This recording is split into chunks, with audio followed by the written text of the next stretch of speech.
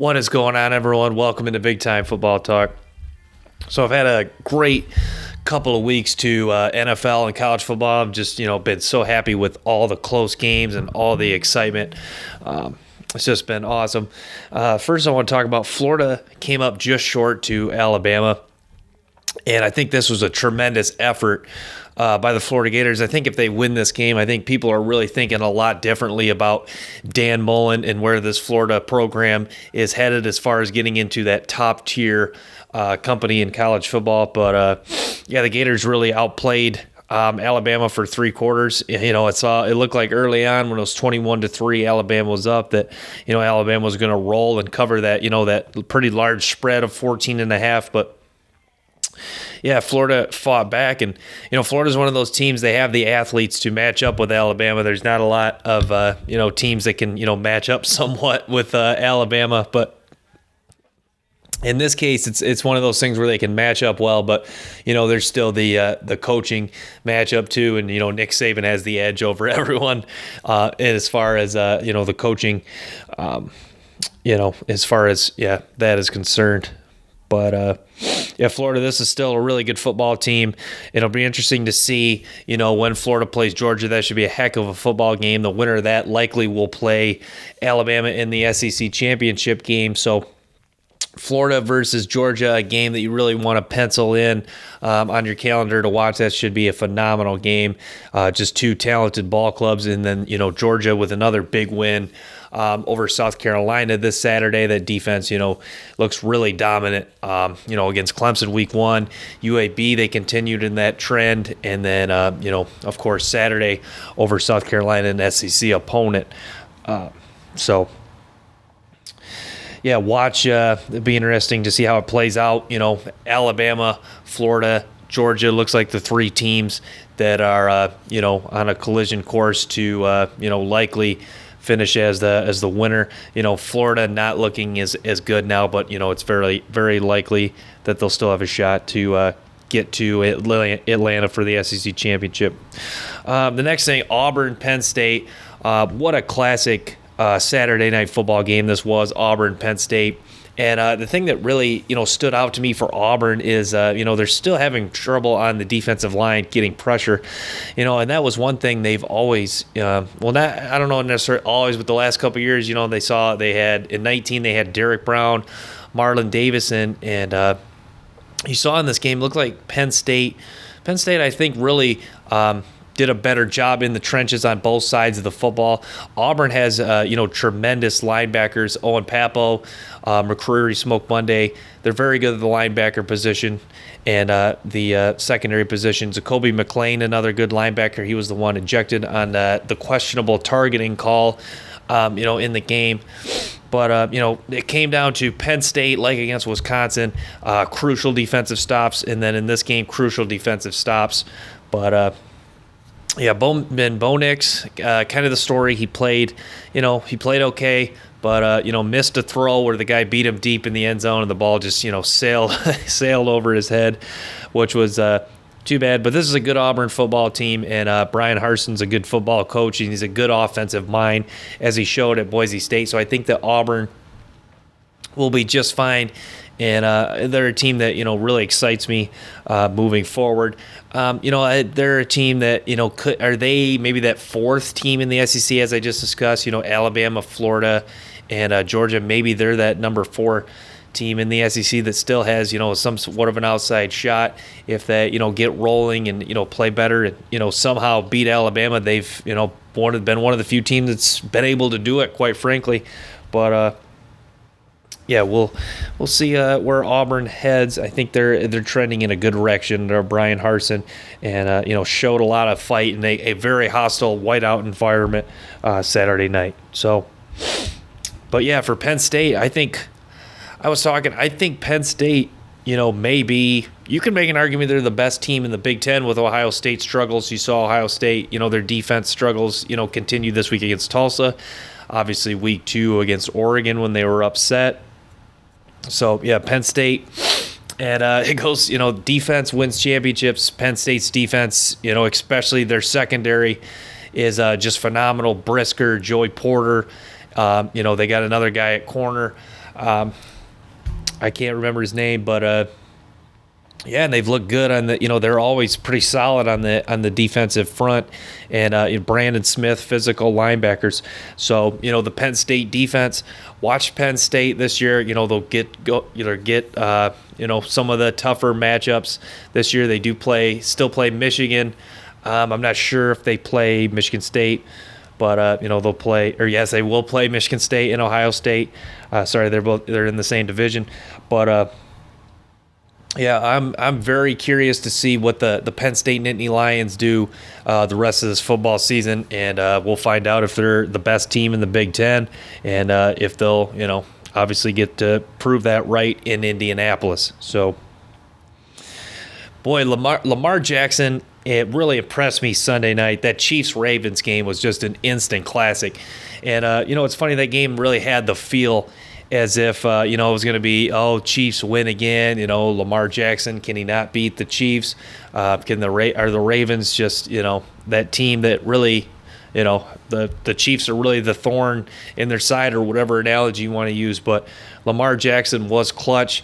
He made some, just big-time clutch plays. And I love the guts of John Harbaugh and Lamar Jackson going for it on that fourth down. Because, my initial thing was, punt the football. Hopefully your defense gets a stop, but it's one of those things that you got to be just sweating or shaking, knowing that Patrick Mahomes has the ball in his hand with a chance to win it with only a field goal, as they were up 1 point, 36-35. So how clutch of play Lamar Jackson was in that game. And just a massive win for the Ravens to go to 1-1. Going to play Detroit week 3, Detroit Lions team that's really struggled on the defensive side of the ball, and the Ravens likely with a high percentage chance to win that game at Detroit. So Baltimore trending in the right direction after a rocky start, lost to the Raiders week 1. But the Ravens, I've been impressed. They were a team that a few years ago that seems like they were dealing with so many injuries, and then kind of just things kind of flipped their way. They've built one of the best rosters in the National Football League. I like their young talent on the defensive side. Patrick Queen and Away ended up forcing that fumble that helped them close out the game.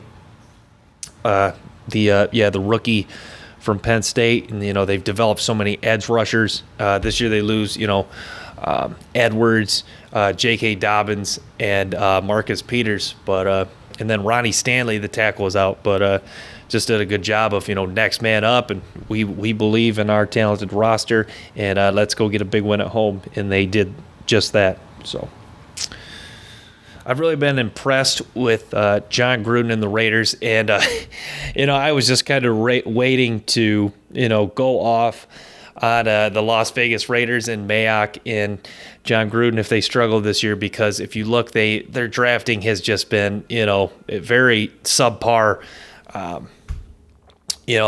Cleveland Farrell and David Arnett, those are two guys that are just kind of non-factors as of now, and. You look like Henry Ruggs maybe was trending towards a bust after having an average, maybe at best, rookie year. But, he's put on some muscle, and he had a massive catch to, kind of put the game on ice against Pittsburgh Sunday. And, just a thrilling win. And Derek Carr has been outstanding. He has played about as well as, John Gruden in that organization could have asked him to play. And just credit to the Raiders. They have a plan. They took a million safety this year. Merrick looks like a good ball player, the rookie safety from TCU. Max Crosby had an issue with alcohol, and he's sober, and he was just very dominant on the defensive side of the ball, and little bit better play on the defensive side of the ball. So you get that mixed with, an experienced coach in John Gruden, who I think is, really it's starting to click after a long time of, out of coaching. And the Raiders are playing good football, and 2-0 is you're always going to be feeling great with a 2-0 start, even if maybe the week one win over the Raiders was a little bit ugly. You got to be happy with the way they're trending also. So yeah. The Detroit Lions, I'll touch on. Last night on Monday Night Football, Aaron Rodgers looked like the MVP of last year, torching the Lions defense. The Lions defense, not so hot, not only last night, but also in week one. And the Lions offense was rolling early, but the second half just could not stop Green Bay, and Aaron Jones just went crazy. But the upside for the Lions, rookie tackle Penei Sewell looks pretty good playing left tackle since Taylor Decker's out. Looks very confident and comfortable playing the position they played back in college at Oregon. And the Lions, I touched on Sewell briefly here. They're playing, several rookies. Hopefully, maybe they'll get Derek Barnes some more action. And Zaloni was, not so great the first 2 weeks. But, Melifonwu forced into action at corner with Okuda done for the season. So we'll see how he does. But, Zach Wilson, Jets rookie quarterback, threw 4 touchdown passes against New England. And, this is where Bill Belichick thrives. This is the combination for him to really have a lot of success. This is going against a rookie quarterback, confusing him. And Zach Wilson, 4 interceptions. I don't think it's very concerning because you've seen a lot of guys that, have really bad games like this their rookie year. Peyton Manning led the league in interceptions as a rookie. So I think Zach Wilson, will learn from, what happens this year. And he's a guy that's just too talented, too good of arm, too tremendous of an athlete and competitor to, not learn from mistakes like this and bounce back in a big way, if not this season, but next season, and learning from it. But it was just crazy to see Bill Belichick once again really manipulating and, really rattling another rookie QB quarterback like he did Justin Herbert last year in their big win over the Los Angeles Chargers.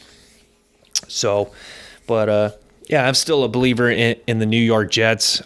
They've done a better job of getting some talent. They brought in, Corey Davis, drafted Elijah Moore.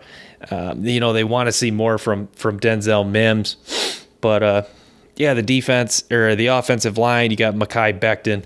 So, hopefully the New York Jets with the talent in place can kind of, just keep improving and, kind of trust in the process that, Zach Wilson's going to have some growing pains and that, you trusted this guy through your drafting evaluation that, he's got the work ethic and his work ethic, talent, and competitiveness. Those 3 things will win out in the end and you'll have success.